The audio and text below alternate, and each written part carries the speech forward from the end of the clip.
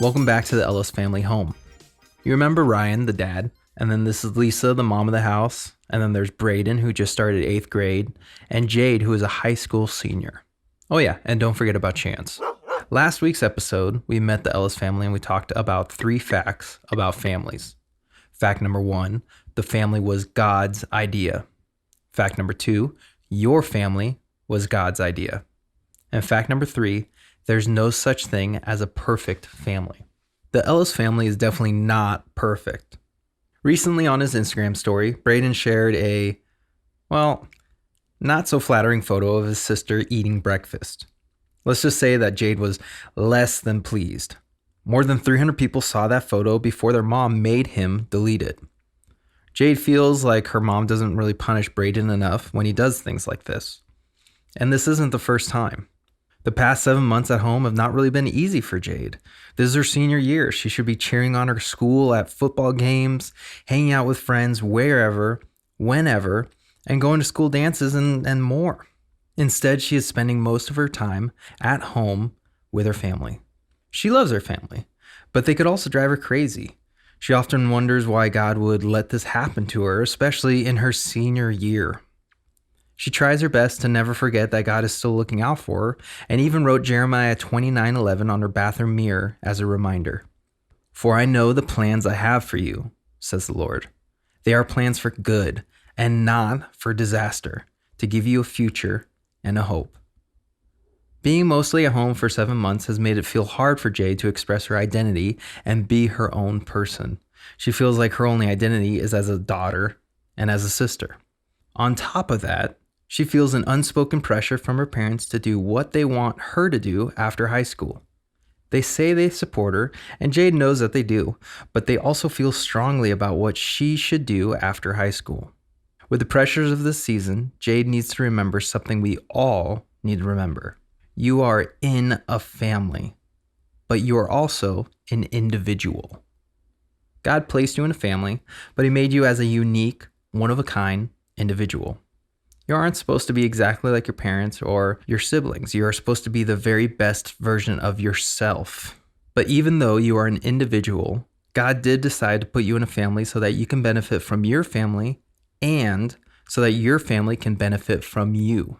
A healthy family is made of love, support, security, and you. There needs to be an appreciation that everybody in the family adds something very unique to the mix. Jade is very different from her family. She's more artistic than her parents and her brother, and that's okay. In fact, it's great. Braden is more athletic, funny, and loyal, among other things. Ryan and Lisa also bring their own unique things to the family. The differences in their family benefit one another. Remember Joseph, the guy from the Bible whose brothers sold him into slavery? We talked about him last week. His family was just a bit larger and messier than the Ellis' family, but he had unique gifts and talents. God had plans for his family, but He also had special plans just for Joseph. Another thing we need to keep in mind when it comes to family is that your family shapes you and sets some things in motion.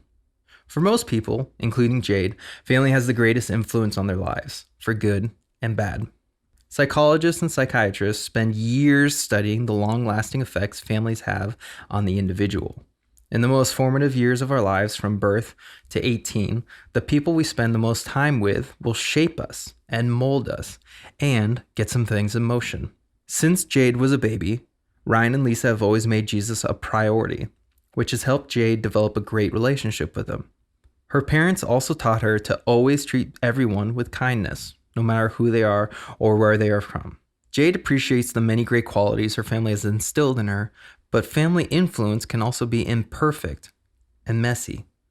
Jade has always felt her brother is the favorite child and feels like her parents are less strict with Braden than with herself. Really, she is seeing her parents struggle to effectively handle conflict and discipline.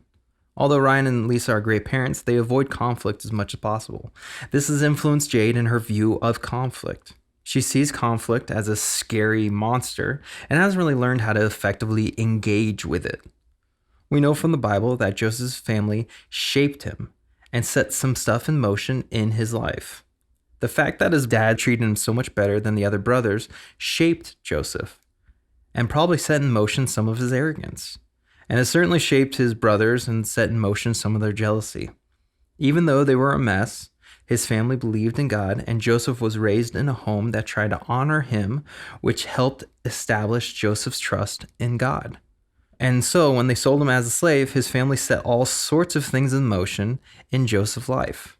So remember, you're in a family, but you're also an individual. And your family shapes you and sets some things in motion. But your family dynamics don't determine your future. Did you know that there are about 7,500 promises in the Bible, things that we can trust God to do in our lives? And guess what? They're all true regardless of the type of family we come from. Whether you have some tough challenges in your family or your family is super awesome, God's promises are for you. Jeremiah 29:11, the verse that Jade has on her bathroom mirror, is a powerful promise we can all count on. Regardless of your family dynamics, God has a wonderful life planned for you. It may not play out exactly how you would plan your life, but I think it's pretty safe to say that God's plans for our life are going to turn out pretty awesome. Let's take a look at how Joseph's life turned out despite his very messy family. Joseph was his dad's favorite son. He was kind of arrogant about it. And his brothers hated him and wanted to murder him, but decided to do the kind thing instead and sell him into slavery to a caravan of travelers.